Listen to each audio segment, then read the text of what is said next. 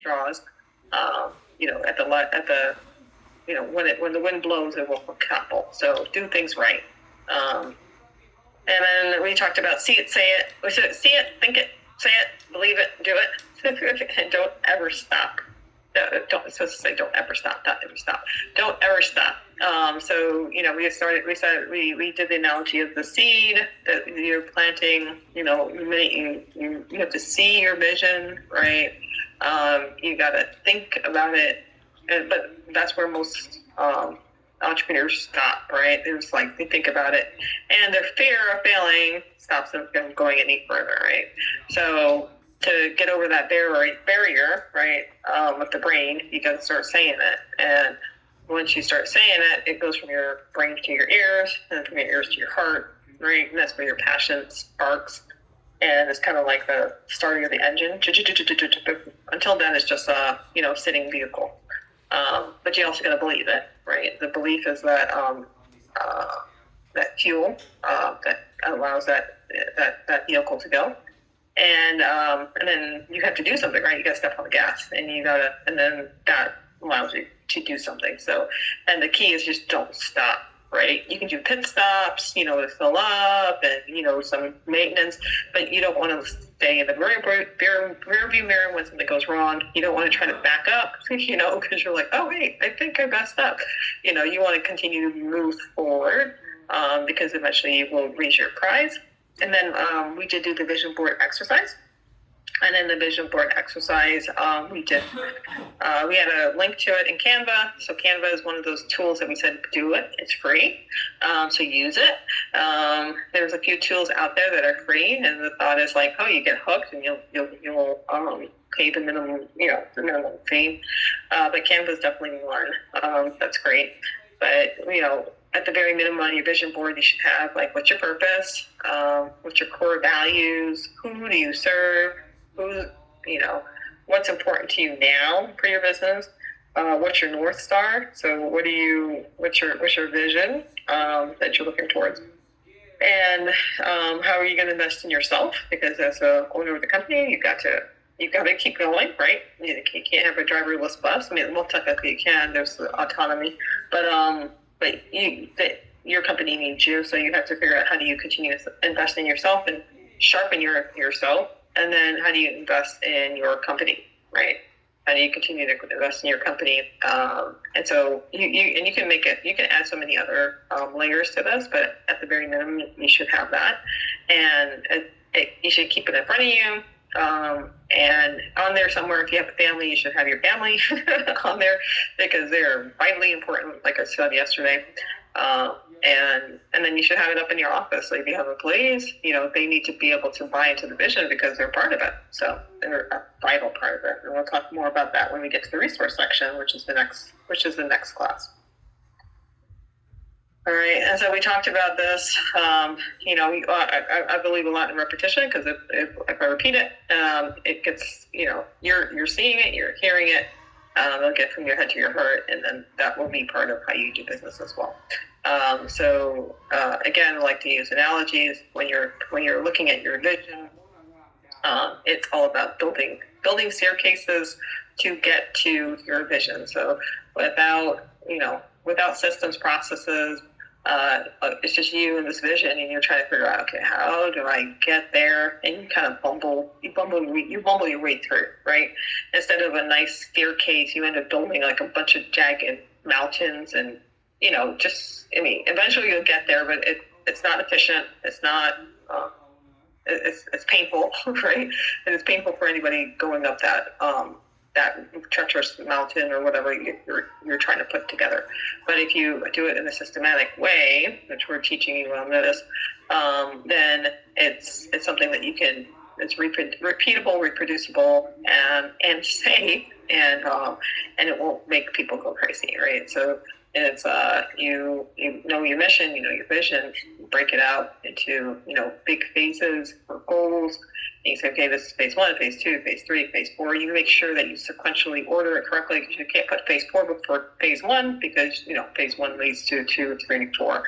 And that's strategic planning, right? You have to plan it out. A lot of people just want to jump in. You got to plan it out.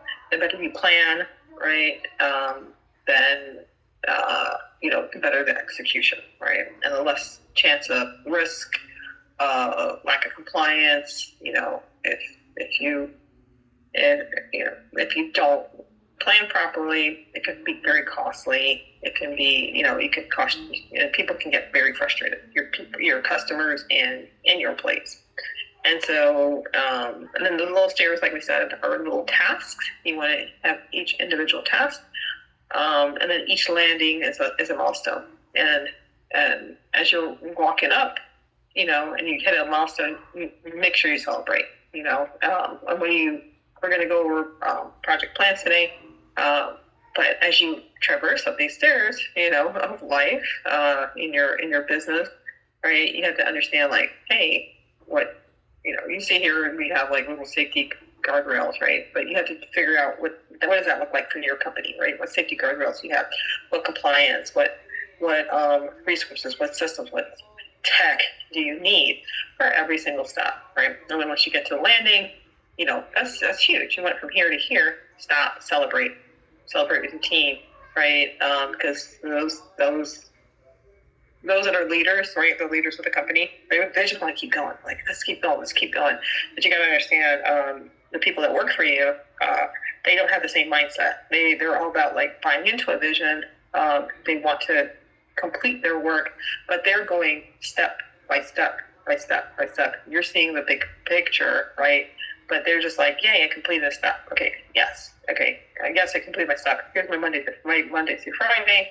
But you're constantly running this track in your mind, right?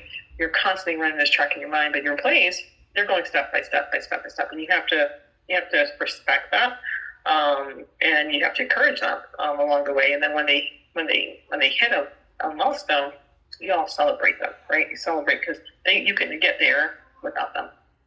So, any questions? All right. Okay, so once you identify your North Star, you got to realistically break it down, like I said, into bite-sized chunks. So I did want to hear some of what the North Star and what your 3 top goals might be. If anybody on the phone wants to share, we can use one of you guys as a guinea pig to break down into like a 30, 60, 90-day plan, but we'll show you all how to do that.